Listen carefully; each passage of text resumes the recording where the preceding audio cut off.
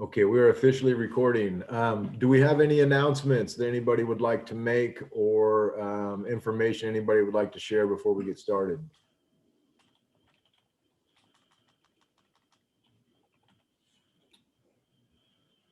All right. So I don't see any hands or anything in the chat box. So then we'll just go move right along to the department chair's report.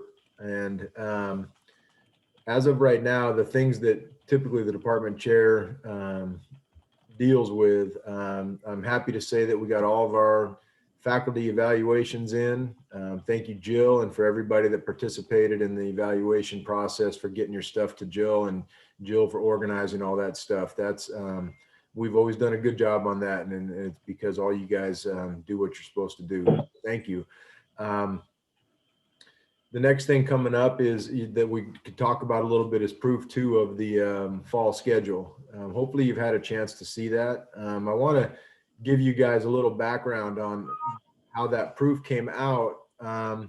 We had submitted a proof that was not, we had submitted a proof prior to the county making a decision on what classes were going to be approved.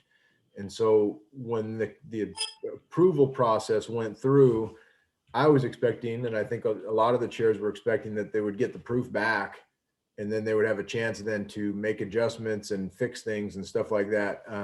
And they it just went out. And so there was a lot of mistakes that I've been working through on our proof too. So please take a look at your schedule and make sure that it's accurate and it's what it's supposed to be. Our department has been awesome in the 18, 19 years that I've been the chair in terms of following seniority and right of assignment. And I'm really proud to say that we've never, to the best of my knowledge, had a situation where we made a mistake and then the solution to that problem was to bump somebody out of a class that they already had. We've been able to avoid that. And again, that takes communication from all you guys and taking a look at the schedule to make sure that we don't have mistakes and we catch those types of things when they're still fixable. So take a look at the fall schedule, and we're pretty close to having it complete, but there still may be a couple of things that we need to adjust. We're hiring a new full-time faculty person in Petaluma, which is going to impact the schedule a little bit. We've carved out the majority of the schedule for that faculty person, but based on who we hire, there could be needs to alter that or make adjustments to it. So we're moving along with the fall schedule. Registration's coming up quick, so any mistakes, it's super helpful to find them before it's too late, and then you have to unravel a bunch of stuff. So please take a look again if you haven't, and let me know if anything comes up that needs to be fixed. Summer schedule, summer registration is already rolling. So if there's mistakes with, if there's anything wrong with any of your summer classes, it's going to be really hard to fix at this point. I encourage you guys all to keep track of your enrollment. They're being tighter than ever on Matt, and which means they're being tighter than ever on me, to not let low enrolled classes go. And they are taking into consideration all the challenges that we're currently facing. But at the end of the day, they still have to have a line, and they've got to hold to that. So please keep track of your enrollments. In regards to the fall schedule, again, I want to circle back on something that I forgot to mention when I talked about the fall schedule. If you did not know this, one of the protocols that we have to follow is that every facility we use, we have to leave an 1.5 hour gap in between classes in that facility. And some of you already know this because we've had to deal with facilities and things like that, but not everybody either read that or knew that. And so there was some confusion on like, well, how come I have a class here that's in person and then I can't have this one's online. And the reality is we did the best we could to schedule our classes and maintain those 1.5 hour breaks to allow the custodians to come in and clean in between classes. And No, it doesn't take an hour and a half to clean each one of those facilities. But if the custodial crew have 20 rooms to clean, let's say with their particular unit, they're going to have an hour and a half to clean those 20 units. And so there's not like an exact specific time that they can nail it down, say, 12 to 12:15. So it's an hour and a half. And that's the reason for that. And so that's the reason why we asked so many of you to continue to teach online in the fall with your classes that have been doing okay online. So be aware of that. And so when you look at the schedule and you say, well, can I move my class to this time? You got to look at the bigger picture and say, like, that's going to be a challenge because we have to have that gap in there. Okay. And so we're all on a template that's pretty much directed, to us, and we got to stick to that. As we go into summer, and we wrap up this semester now, just reminders to you guys to check your flex, fill out your NOA if that's needed, or get your verification in there, and get your grades in. That's important. A lot of our students are transferring, and sometimes the holdup on them getting an official transcript is one teacher hasn't submitted their grades yet. And so get those in. Those are your normal responsibilities. And then as we move into summer, you guys, we're trying to do the best we can to get back to as normal of a routine as possible, but there's still a ton of unknowns for us. And so I wish I had like clear, detailed information on what's going to happen in the summer and in the fall, and when we start doing some face-to-face things. To give you an example, for those of you that aren't athletics related, it's complicated. You have a couple people test positive, and then there's exposure, and then there's quarantine. And so I would strongly advise everybody to be prepared for, at some point, some issue like that happening with the facility you teach in or with the group of people that you teach. And it's super disruptive, and it stinks. It happened to us. We had all these things that we had to do in the next 3 days that we were going to do. And then we got quarantined last Wednesday night. And so our guys said, well, I'm going to go quarantine at home. So they went home, and now we're trying to get them back here to do they can't come back here, but they have stuff that, they have to hand in their gear. So the gear can get, it's a headache. So just be prepared for more bumps in the road and more lack of information, because this is all new. And we're doing the best we can to get you guys the most current information possible and try to keep things going as smooth as possible. But it's going to be a bumpy road still for a little while longer, until this thing gets under control. Any questions about anything chair related, you guys? All right, I am going to turn it over then to Wags. Yes. When you're looking in the schedule, if it gives you an actual location, that means it's been approved to offer that on campus. Otherwise it would say online. I think every single thing, and Matt, you can correct me on this, but I think everything we requested in person was approved. Okay. And then my next question is, can we have someone talk about Knees 300? Yes, I'm sure Matt is going to address that. We've made some adjustments to that in the schedule. And I'll let Matt talk to you guys about that, because that's not my area of expertise.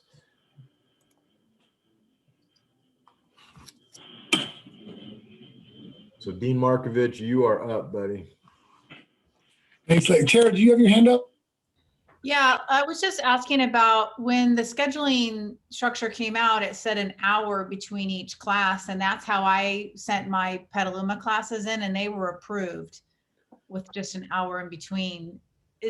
So I'm confused on whether it's an hour or an hour and a half, because what I read was an hour, but what you've said is an hour and a half, Lenny. Yeah, I've been told it's an hour and a half the whole time. I did notice that. I just thought maybe you guys had less rooms to worry about or something. And it was listed in the when they said the scheduling structure, when they said, they said, make sure you have an hour in between. So that's what I went by, and it was approved. So The only time I heard an hour and a half was from you. So I just want to make sure that we're going to be okay. But if they were approved, I guess we're okay. Yeah, I think if they're approved, you're okay. I think the confusion came out in that same email. I think if you go back or a different one, it said that you need to schedule per the blocks. And the Oh, I blocks are an see. hour and a half. Oh, And then it came out where there's an hour for cleaning. Well, you're scheduling to the blocks, then you're scheduling for an hour and a half. and it may not make a big of a difference because we're in our own facility. We're not sharing Right. classes with someone else. Okay. All right. Yeah. Thanks. And so if your class has a room by it, then you're approved. But everything that we put in there was approved, and no one else is using our facilities. So Okay. pretty much. Thanks, Matt, for clarifying that. I appreciate that. Yeah. So the Kines 300 Jill is a kind of our next. Nick and I wrote the class as a kind of our student athlete study class, to where we could hopefully grow that into a full-time position to be an academic liaison for the CAD area, to where our study room could be open for any CAD student on campus, basically close to like 40 hours a week. And then if we have that space set up, we're going to be able to, with our new construction, be able to have some private offices in there for counselors or sports psych to come in there and do some counseling in that room. But the class is going to be open to all CAD students as a kind of a study space. And then it's kind of a model that I was looking at that Mount SAC uses and Sac City uses. And then what else is been positive around that is once we get that up and running, we're going to be able to go and gain more resources for that from the tutoring center or from other services on campus. And on top of that, we're going to be able to gain more FTEF for that. So we wrote it and it was going to go live this fall, and it is going to go live this fall, but it's going to be a building process. And I'm not even sure if it's in, we put it in the schedule, but we had it in the schedule for a full FTEF, but we've actually reduced that because we're waiting to see how many of our athletes are actually on campus for classes, because it is supposed to be an in-person study space, open certain hours of the day where the kids are doing their work and getting services. So it's not fully grown yet. It's just kind of our next phase. The adult ed class that we were doing was taken away from us. So we had to pivot and and we wrote this class hopefully to where it will grow into a full-time position down the road. And Nick is going to be holding, I know we put a couple instructors in there to help provide some load for instructors. So the other thing that we're dealing with, guys, too, is through COVID, but a handful of instructors have these really big negative load balances. So it's time for us to start building these balances back up. So we're having to set a plan in motion to do that. And it's going to take a year or two. That with the reductions, this semester has been the first time since I've been here, and probably since Lenny's had to do this, that we're really having to look at Article 16 and make sure that everybody gets their right of assignment and certain load amounts. And it's only going to get worse. So we need to make sure that we are, in the next time we schedule, that we're really following that, because I think we're going to be okay now, but if we have to reduce any more, it's going to get worse. What saved us was this Kines 300 class that we kind of squirreled away some FTF for. So we reduced some of that to make sure that people got their loads. So unless we get some more FTF down the road, we're going to have to, if we want that class to go, then we're going to have to pivot on some stuff too. And the other thing we did too is we reduced some alpha classes. In the last couple of years, we haven't touched K-Fit or dance or anything. Only reductions have come out of alpha classes. So we touched some of our alpha classes again this year to make sure that we hit it. But the rubber is definitely starting to hit the road. I think when I got here, Lenny, correct me if I'm wrong, but we were like somewhere around 28 FTEF. And I want to say we're down to like 19 or 20 right now. So we've been getting hammered in 6 years. So that's kind of that. Does that answer your question, Joe? I don't have it totally clear to mapped out where it's going to be 2 years from now, but that's the plan. So what so what would the student athletes expect in that class? To kind of the same stuff they did with the all adult ed stuff, but less work to do. More of, here's some services for you. Here's a place to study.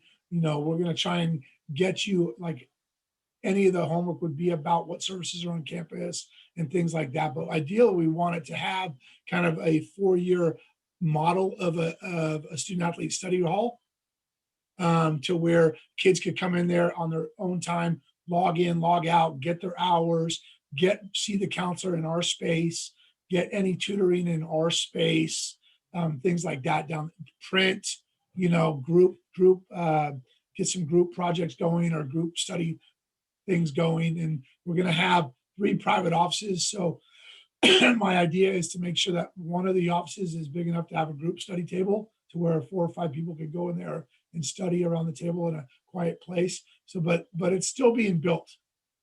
The whole thing. So do they sign up for a section, but then they could go to any of Yes, those times? that's the idea. But that's going to take some time to grow. It's going to take some time to grow, because in order to do that, we need it to be open a certain number of hours a day, right? Okay. So just bear with me in the next couple of weeks. I'm going to iron all this out. Okay, so we shouldn't tell our student athletes to necessarily sign up for a section. Yeah, not right now. Not right now. Wait, okay, Yeah, because we still have a couple Article 16 things we have to work out okay, too. Okay. Yeah. Thanks. For me, this is our last week of competitions. I want to say thanks to Monica, the training room staff, all the coaches that have been going through all the extracurricular type things that we've had to do to get back on campus. I talked to a few of you. I'm hoping it was worthwhile, whether you were a team that only got to practice for 4 or 5 weeks, or you're a team that got to compete. I'm hoping it was worthwhile for all the stuff that we did. You know, in talking to a few of you, I feel like it was. And for all the headaches that you guys were going through, we definitely, Monica and I and Josh, we were trying to do that for 17 teams. So it's it was a heavy lift. So where we are right now is we are basically waiting for those documents, that Cal OSHA document and the IHE document, to get updated. We're thinking it's going to be updated, and talking to Kate Jolly, we think they're going to be updated in the next week or so. But we've heard that before, but we're hoping that we fall in line with what the NCAA does, which is they're going to say, if you're vaccinated, no more masks, no more testing. Your team needs to be vaccinated. So we really need you guys. You can't mandate it, but we really need you guys to talk to your teams about getting vaccinated and make sure that we're, you know, giving them the resources that, so they understand what the vaccinations are. Monica has done a great job. She's got a link that we could send out to you. I think she already has. There's going to be clinics all throughout the summer to give out shots. So so basically there's going to be that opportunity there. But as soon as that document gets changed and it gets changed to the NCAA guidelines, we're going to hopefully adopt that. If your team is not vaccinated, we're still going to probably have to require them to get tested then and wear masks. But the difference is, I think Monica could speak to this better than me, but if someone gets it and your whole team's vaccinated or something, you don't have to quarantine. So that's a big plus. We wouldn't have to shut down, right? We just pull those people out and set them aside for 14 days, and the rest of the team can go on. Where we are now is, if you get 3 positives over 2 weeks, your team's shut down for 14 days. And I really think that's going to continue into the fall. So the best thing we could do is really advocate to make sure that everybody's getting their shots. Yeah, man, I have that link that if you want to sit down with your teams and watch it, this guy's really convincing. He's a Black physician that's younger and calls himself Dr. J. He's been on, like, I'm sure you saw the emails. He's on a barbershop medicine special. He does a lot with healthcare disparities and things like that. But you know, one person, none of the athletes made it. So I think it would be really important for you as coaches to show it.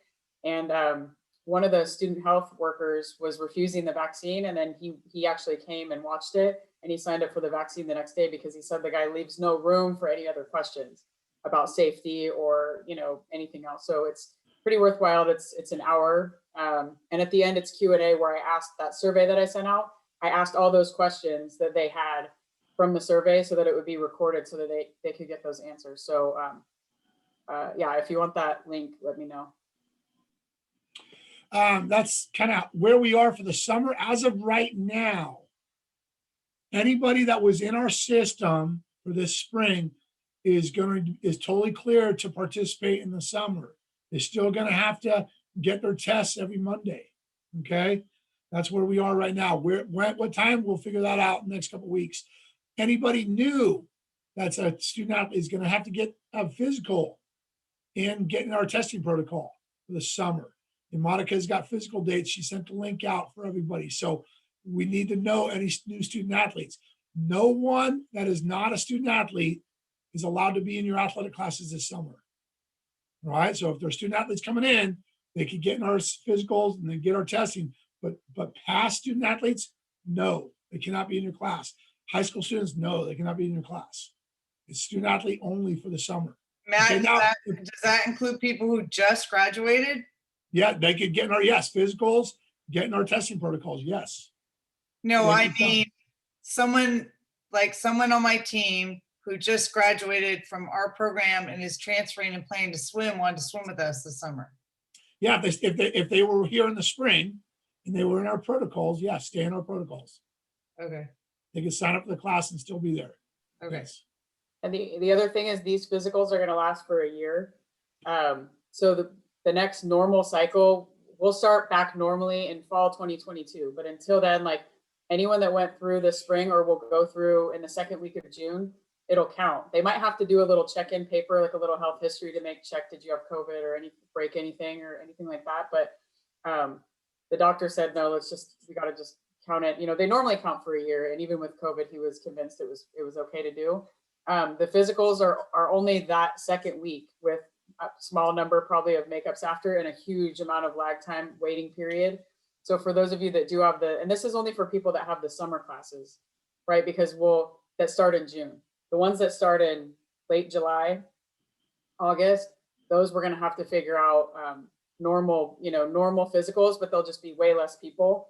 And we might have to do them a little bit sooner or fixed start dates or something like that. But Marty already had 4 or so athletes sign up for this Friday, but I know Mary, if I forward those emails out that say, oh, the doctor will be in this Friday or something, we should jump on those because contact sports have to see the physician, but anyone like volleyball non-contact can see the nurse practitioners. They have a lot of availability with the nurse practitioners and really limited with the doctors. So yeah, you can always call me or we can set up a Zoom or I can come to your team to explain things or whatever. It's going to be a little crazy again, just like it was to get cleared in the spring. Monica, did you send out a link for them to sign up in the new ones to sign up in the second week of June? Because the only link I can find is the vaccine link. No, what I'm going to send out today is I need your full roster, but I'm waiting on Josh to send me exactly that same Excel file. So we need your full roster and then who's new, like at the bottom, if that makes sense. Because then those are the ones that if you just rely on your athletes to call student health, we know that maybe it's better if student health's also calling them and emailing them. So we're going to do it that way because they set up a sign up Genius and it's not going to work because they have to pick whether they're contact or non-contact. And I think that's just going to get too confusing. But they're working on it, Jill. So maybe I could just send the non-contact link to you, and then they could sign up. But So I need the rosters first. I didn't miss an email. You haven't sent it yet. No, whatever the last one was there's 6. Contact Mary ASAP if if you have people in town that can come on Friday. And so then Marty's guys are going to have to fill out the paperwork before then. So once you send the rosters, then I'm going to get you the paperwork and then, all that's coming hopefully later today or tomorrow. And then what happens if we have someone contact us, they're an incoming athlete and they've missed this window? I don't know. Don't have them miss the window, but I know that's as many as we can try to get them there. But then, yeah. So I'm assuming they're still going to see little windows like they did last time, once a week. Okay. But we didn't set it up yet because we're trying to get past this is a lot to do, being online again. And then the other thing is, please make sure that whoever you put on your roster, those are the only people signing up for the physicals and then they have to be in your class. Otherwise, they can't find them in the system, the Medicat system, and then they can't sign them up for a physical. So make sure they're enrolled too. Monica, quick question about that, please. Is the link for the forms still accurate that we used? I'm going to send it out. So today you're going to get like an email that says I need your rosters, and then I'm just asking, is the last one's not valid? I don't know. They sent me a whole different email. So, but let me just email me what you sent. I'll double check because I'm hoping it's the same. The directions might be different, but I'm hoping it's the same. Whatever I sent you is fine. Whatever you sent me when? If I sent you one this week, then it's fine. But just send it to me because I think it's not a problem. I think it's the same. Okay. Whatever you send out, just send it to me and I'll just confirm it's the same thing. I don't think it's a big deal. Well, it is if it changes, because I sent it out to. Saying I don't think it changed. Okay. But I want to double check before because I know you probably sent it to a lot of guys. Thank you. Facility wise, so you guys are kind of aware, the green space is on track. Softball, soccer, and baseball is on track. We're working through some issues on them, but we're doing good. Those should be done in December. The pool, the Bailey building should be done in March. And then the track and football bleachers on the west side should be done early September. The parking lots are pretty much going to be a mess for a while, so don't expect that to change. So you guys know, once we get into the fall semester, about halfway through, we'll be having some boxes and stuff like that for you to start packing up your offices if you're in Towser. The Towser move will happen next summer of 22. We're designing the Anley Village. Everybody will move down to Anley Village from Towser. Our weight room will be down there. We'll have a Pilates yoga room. We'll have a dance room. We'll have a wrestling room. Training room is still being determined in the equipment room. And then we'll have a portable with a bunch of private offices in there for the faculty. So all that's going to be moving summer of 22. So they can start ripping up Towser, and Towser will be done in summer of 24. But the facilities are right on track to be with the schedule they sent us. I don't have anything else if you guys don't have any questions. Can I make something about Petaluma facilities? Sure. So I don't even know if you were on this email, Matt or Lenny, but we got tentative approval for the outdoor fitness court that we requested through Strong Workforce monies. They need to confirm the money from the state and everything, but she kind of said, you are on deck as long as we get the money we think we're going to get. So I'll put in the chat a link so everyone can see what that will look like. And it'll be an outdoor fitness court, kind of like they have down in San Francisco. And they have a ton of other different colleges. And it'd be between that green space between a fitness center and the library. So that really helps open up our facilities and allows us to have an extra space to do classes. Wow, that's amazing. Yeah, that's so cool. Nice. Good work. Tara, you had your hand up? Hi. Yeah, Nice. I was just checking in to see, have you heard anything else about the process of hiring the SDNC and who's going to do the hiring, who's going to do the training? Do we hire an SDNC? I haven't done anything with your email. I haven't even forwarded your email on to anybody, so no. Okay. All right. I will wait as patiently as I can, Matt. Yeah.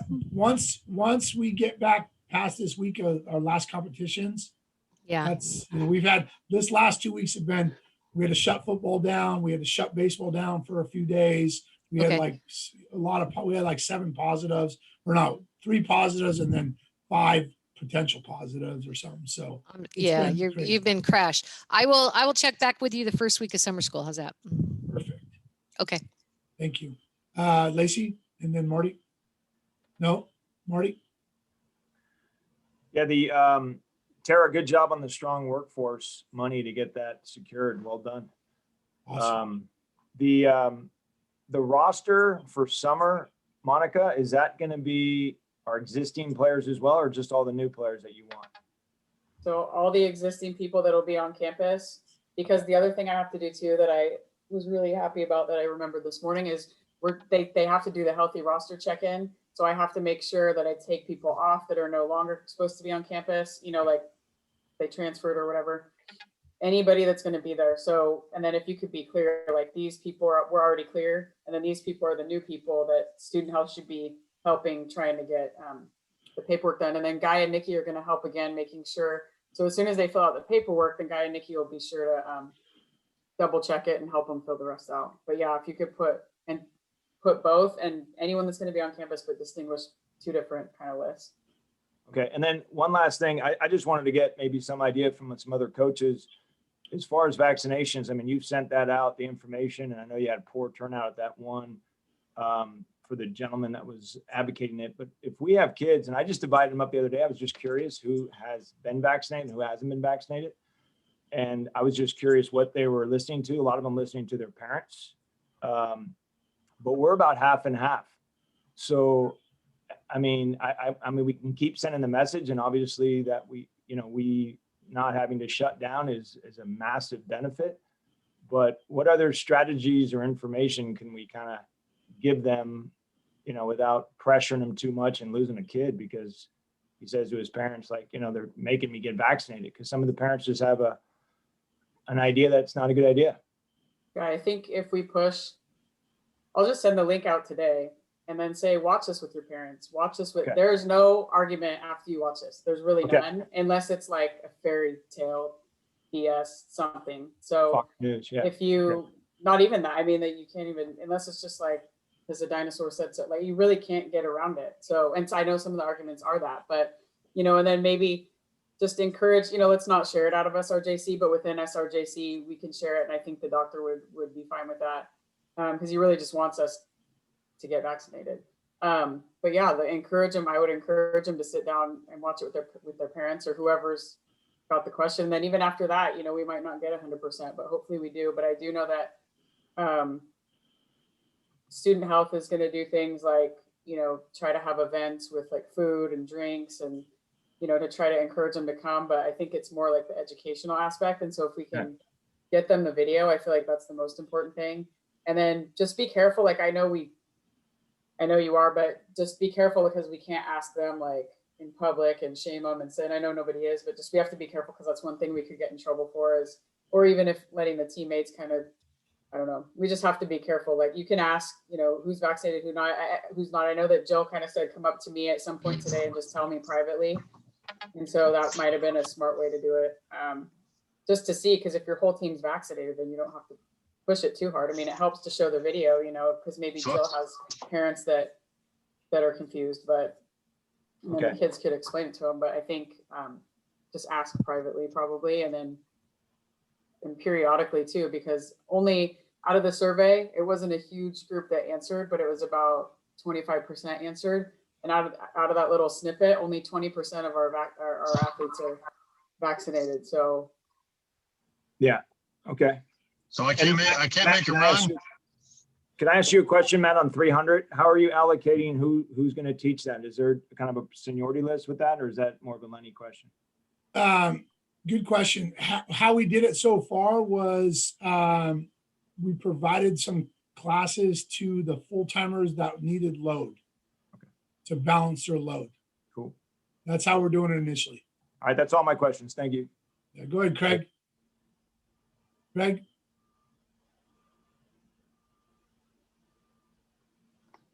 I was just joking. I said I can't make our guys run for not getting vaccinated. What? Cut out. he's asking, he was joking. He was asking if he could make them run if they don't get vaccinated. But no, but you can say, look, but we might have to test the whole team. Yeah. It wasn't this serious. I didn't. I got one of our guys is a big LeBron fan, vaccinated. So.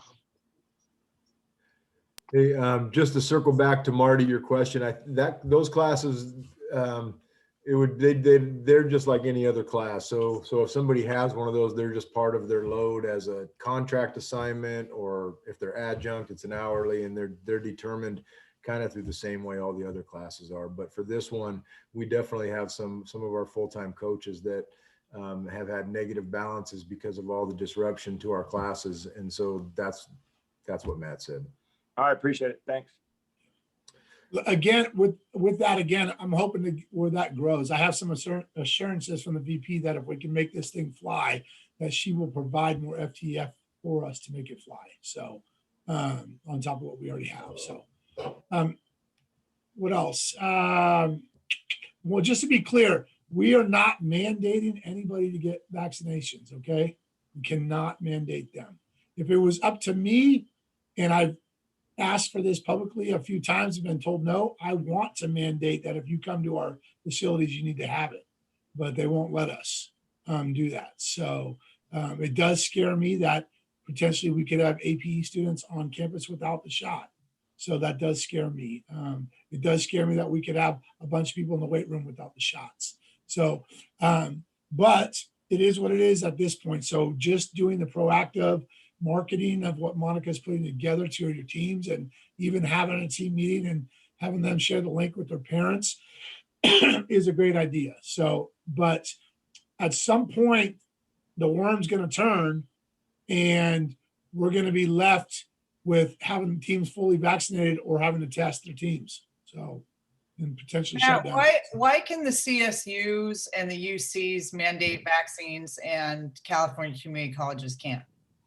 What is that bullshit all about? So my understanding is that that's totally not through their board yet. But the reason why is because it's kind of a system where there's a head of the system and it trickles down, where in the community colleges, no one wants to step on each other's local control.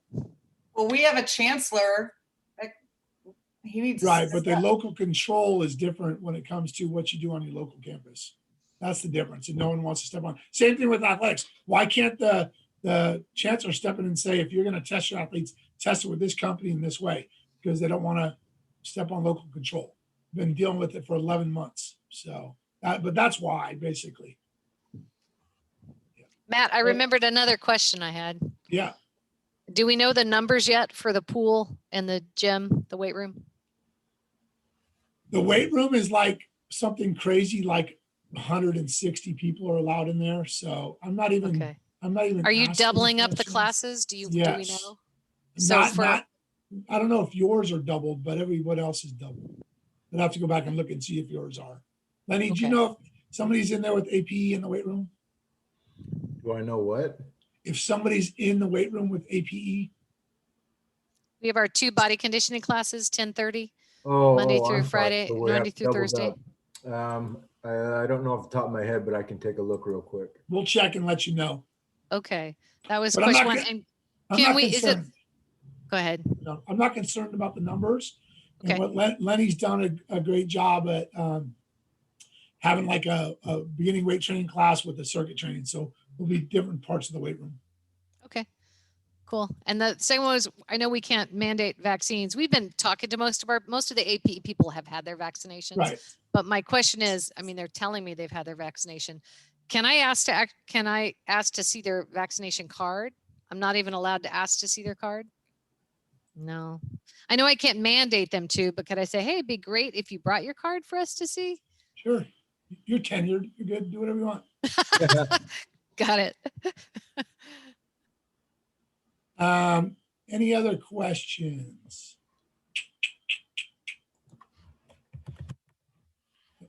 All right. Thank you, guys. Thanks for a great semester. Okay. Thanks, Matt.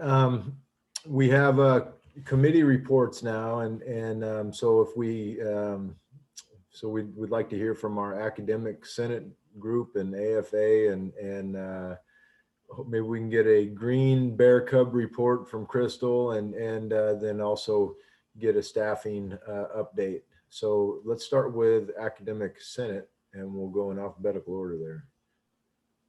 I can start, then Tara can fill in what I'll probably forget. But We did a lot this semester. You guys probably got the email about the blackout, where it kind of disrupted on purpose the Senate meeting 2 meetings ago, and then I was at the live event, and it went pretty well. And it was live streamed. If you wanted to see the recording from 2 meetings ago, included the speeches and things like that. So business was kind of put off till the next meeting, where we were able to pass the diversity, equity, inclusion, and anti-racism professional development recommendations. So you can find those all on the Senate website too, or ask me any questions, or Tara any questions, Cassandra as well. We don't see her on here yet. But what else happened? And so there's some good stuff in there. You know, mandatory professional development, yet with choice in terms of where you are on your journey with all of the DEIA stuff. And then what else was I going to say? Tara just got reelected as a senator for Area 10. So for next year, it's Tara and I. And then Tara wanted to talk about one other thing, and whatever I missed too, I guess. So I'm in charge of the notes from last meeting, and it's become a major issue, but I'll get them out eventually. We had like probably 10 open forum comments, and so I'm trying to gather all that information in written statements. I can send that out with the notes. But a couple things, we talked about the approval of the professional development, right, for the DEI, Monica? Okay, so with that, in those things that we were recommending, they were wanting to have more diverse hiring committees. And part of that would be like to have a student or someone from another discipline on a hiring committee, so that can happen. And math department was definitely opposed to that. They had a lot of comments that came forward and said that they're unique and they need experts on their committee, and they wouldn't want to be held accountable to that. So that was a strong message that came out. And then another thing that I thought was really concerning, and I want you to read this when it comes out, is a statement from Jürgen and Catherine about AFA coming to the district online committee and basically, disbanding it. And they didn't really have a lot of say in that, especially in a time when, the entire college is in a distance learning environment. So I'm going to send that to you so you can get some more information. But just from my personal experience in professional development, something similar happened where the position that I was in, instead of filling it, they pulled it and then redid the whole thing, and without input from anyone that's been in the role or on the professional development committee. So I think it's something that we need to keep our eyes on about what's happening in that world, and making sure that our voices are being heard when really big changes are happening on behalf of faculty without getting full feedback from all faculty. So I'll be sending that out, so be sure to read through that. That's pretty much it with Senate, but you get all our notes. So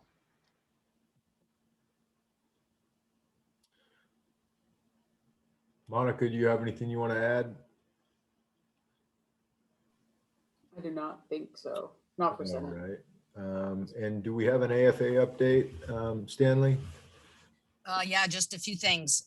You got it all by email, but I know there's so many emails these days. People, don't have time to read everything. So all these were sent out in the last couple of weeks. The first one is the tentative agreement passed by 99.01% from contract faculty, and I think 96% with adjunct. So thank you all for voting. You can read that on the AFA website. The second one is the leave options. They're looking at rolling them over for the fall. You got that email. They're working on the side letter that should come out at the end of this week. So you can look at that. And then the third thing is, this came out by email also, that the Executive Council unanimously voted to support 2 new resolutions. One is a resolution in support of Cesar Chavez Dolores Huerta Day as a district paid holiday. And the second one is a resolution in support of the immediate creation of an ethnic studies department. So those are it. And those are all by email, or you can also look at the website if you like. Thanks. Stanley, can I ask one question really fast about I missed the first email about why we're not members of FAC anymore. And I was just wondering if you could, I couldn't find the email. I can send it to you if you want, but just to let you know, it's very costly, and we're paying a lot of money with, you know, legal fees and all the thing with the pandemic. So financially, it's a lot of money, and most schools are doing individual memberships for each faculty. So you can choose to. The first year is free, is what we negotiated with them. And then after that, you know, you can choose if you want to be a member. They do like a lot of the legislative support at the state level.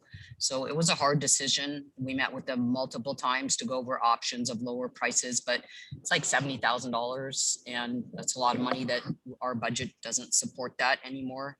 And a lot of the things they fight for at the state level, although are good causes, they're not direct things that we're dealing with at our district.